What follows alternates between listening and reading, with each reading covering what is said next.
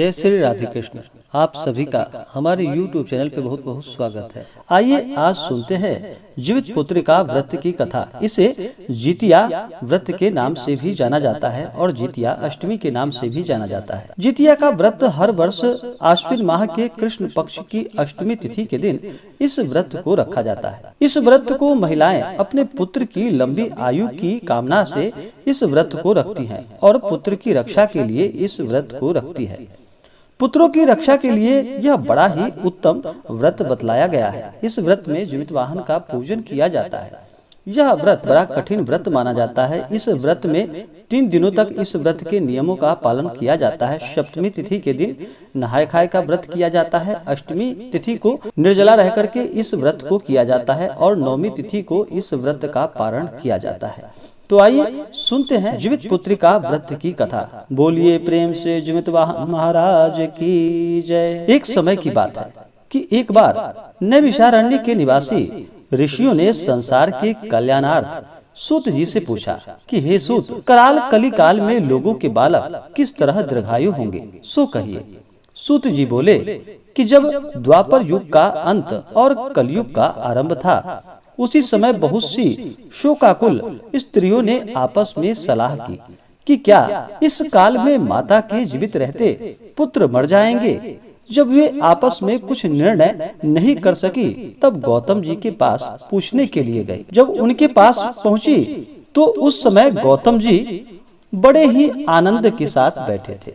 उनके सामने जाकर सबने उन्हें नतमस्तक होकर झुककर प्रणाम किया। तदंतर स्त्रियों ने पूछा कि हे प्रभु, इस कलयुग में लोगों के पुत्र किस तरह जीवित रहेंगे, इसके लिए कोई व्रत या तप हो तो कृपा करके बतलाइए। इस तरह उनकी बात को सुनकर गौतम जी बोले, आपसे मैं वही बात करूंगा जो मैंने पहले से सुन रखा है। गौतम जी ने कहा कि जब महाभारत युद्ध का अंत हो गया और द्रौपदी पुत्र अश्वत्थामा के द्वारा अपने बेटों को मरा देखकर सब पांडव बड़े दुखी हुए, तो पुत्र के शोक से व्याकुल होकर द्रौपदी अपनी सखियों के साथ ब्राह्मण श्रेष्ठ धौम्य के पास गई और उसने धौम्य से कहा कि हे विपेंद्र, कौन सा उपाय करने से बच्चे दीर्घायु हो सकते हैं, यह आप कृपा करके ठीक ठीक कहिए।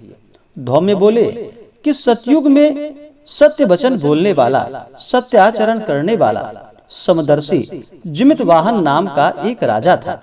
एक बार वह अपनी स्त्री के साथ अपनी ससुराल गया और वहीं रहने लगा। एक दिन आधी रात के समय पुत्र के शोक में व्याकुल कोई स्त्री रोने लगी, क्योंकि वह अपने बेटे के दर्शन से निराश हो चुकी थी। उसका पुत्र मर चुका था। वह रोती हुई कहती थी, हाय, मुझ बूढ़ी माता के सामने मेरा बेटा मरा जा रहा है। उसका रुदन सुनकर राजा जिमित वाहन का तो मानो हृदय विदीर्ण सा हो गया। वह तत्काल उस स्त्री के पास गया और उसने पूछा कि तुम्हारा बेटा कैसे मरा है।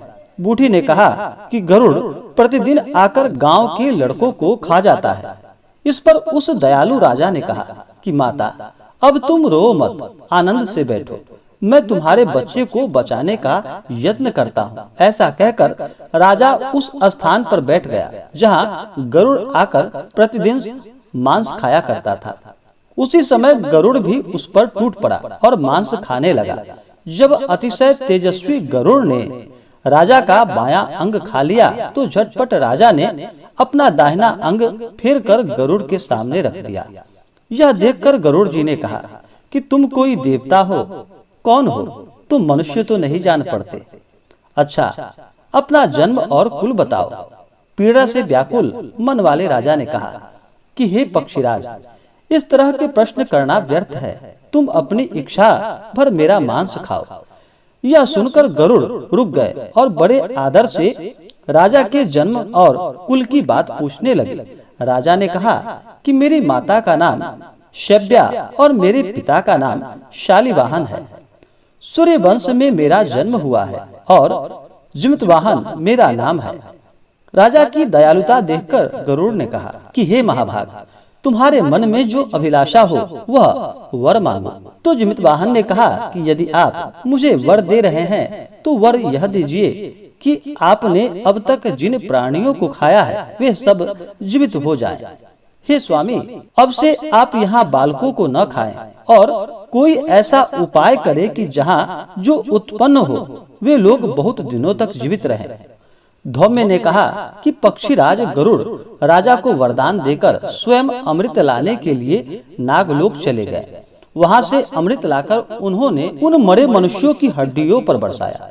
ऐसा करने से सब लोग जीवित हो गए जिनको कि पहले गरुड़ ने खाया था। राजा के त्याग और गरुड़ की कृपा से वहां वालों का बहुत कष्ट दूर हो गया। उस समय राजा के शरीर की शोभा दुनी हो गई। राजा की दयालुता को देखकर गरुड़ ने फिर कहा, मैं संसार के कल्याणार्थ एक और वरदान दूंगा। आज आश्विन कृष्ण पक्ष सप्तमी से रहित शुभ अष्टमी तिथि है। आज ही तुमने यहाँ की प्रजा को जीवन दान दिया है। हे वत्स, अब से यह दिन ब्राह्मण भाव हो गया है। जो मूर्ति भेद से विविध नामों से विख्यात है वही त्रिलोक्य से पूजित दुर्गा अमृत प्राप्त करने के अर्थ में जीवित पुत्रिका कहलाई है। सो इस तिथि को जो स्त्रियां उस जीवित पुत्रिका की और कुश की आकृति बनाकर तुम्हारी पूजा करेगी तो दिनों दिन उसका सौभाग्य बढ़ेगा और वंश भी बढ़ेगी और वंश भी बढ़ती रहेगी। हे महाभाग, इस विषय में विचार करने की भी आवश्यकता नहीं। हे राजन, सप्तमी से रहित और उदया तिथि की अष्टमी को व्रत करे, यानी सप्तमी विद अष्टमी जिस दिन हो उस दिन व्रत न कर शुद्ध अष्टमी को व्रत करे और नवमी में पारण करे। यदि इस पर ध्यान न दिया गया तो फल नष्ट हो जाएंगे और सौभाग्य तो अवश्य ही नष्ट हो जाएगा। जिमत वाहन को इस तरह वरदान देकर गरुड़ बैकुंठ धाम को चले गए और राजा भी अपनी पत्नी के साथ अपने नगर को वापस चले आए। धौम्य द्रौपदी से कहती हैं कि हे देवी, मैंने यह अतिशय दुर्लभ व्रत तुमको बतलाया है। इस व्रत के करने से बच्चे दीर्घायु होते हैं। हे देवी, तुम भी पूर्वोक्त विधि विधान से यह व्रत और दुर्गा जी का पूजन करो तो तुम्हें अभिलाषित फल प्राप्त होगा। मुनिराज, धौम्य की बात को सुनकर द्रौपदी के हृदय में एक प्रकार का कौतूहल उत्पन्न हुआ और पुरावासिनी स्त्रियों को बुलाकर उनके साथ यह उत्तम व्रत को किया।